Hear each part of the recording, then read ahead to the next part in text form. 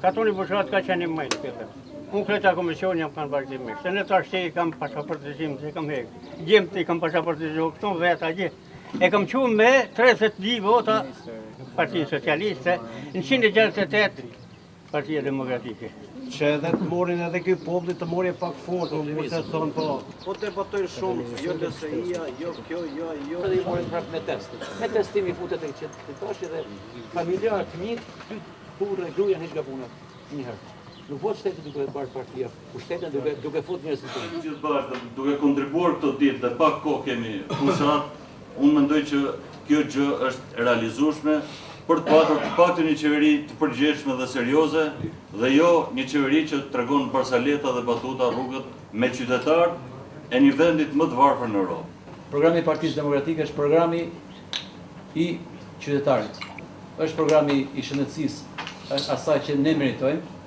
Është i studentëve të cilët fëmijët tanë, të cilët mbas marrimit të shkollës kanë një vit të paguar nga qeveria e Partisë Demokratike stazhin e punës pranë ndërmarrjeve pranë sipërmarrjes. Në një vit punë ato sigurisht do të kenë mundësinë që të punësohen. Dhe të punojnë në fakultet, kamarera apo punojnë për të larë makinat nëpër lavazhe. Duke menduar familjen që si gjën më të rëndësishme, është modeli që të krijoj të maj afër fëmijët këtu, larg drogës, larg veseve të këqija, larg emigrimit. Kemi pranuar të jemi kandidat Partisë Demokratike jo për ngroh karrikin atje edhe për t'i bërë qefi partisë. Jo, po e bëm qefin partisë, me dalë mas 4 vjeç në opozitë, është turpi jonë. Është turpi votës tuaj, është turpi Partisë Demokratike. Është bërë programi, kemi marrë garancinë, i kemi thënë këtë program e duam të realizum jo për një ditë, por 1, 2, 3, 4 vite. Kur të marrë mandati, as i pikë mos e të paralizume. Për ndryshe, të parë ne të heqim karrikën. Kush do të më qenë atje në qeveri në parti? Sepse me të thonë vërtetën në parti e qeveri ka dhe njerëz që mushin xhepat, hecin përpara edhe na kthin kurrizin. Jo, unë s'kam marrë për as me mush xhepat, as me kthy kurrizin, por kam marrë me qenë zëri juaj dhe me forcën tuaj kur nesër pas nesër të ju them, zotin nderuar, për këtë punë kam mbështetjen tuaj, mbështetjen e partisë, mbështetjen, hajde me mua i pari aty me fëmijët e mi në bulevard, o kjo, o ndryshë zbot. Vetëm kështu ne ndryshojmë Shqipërinë. Sot mesatarisht, sipas statistikave, pensioni është 870.000 lekë. Por kjo do të thotë që kush e ka ndoshta 200 për një arsye se ka punuar minjer, është nxjerr jeta nga një punë e vështirë, ka një pension çik më të lartë, por minimumi i pensionit do jetë 250.000 lekë.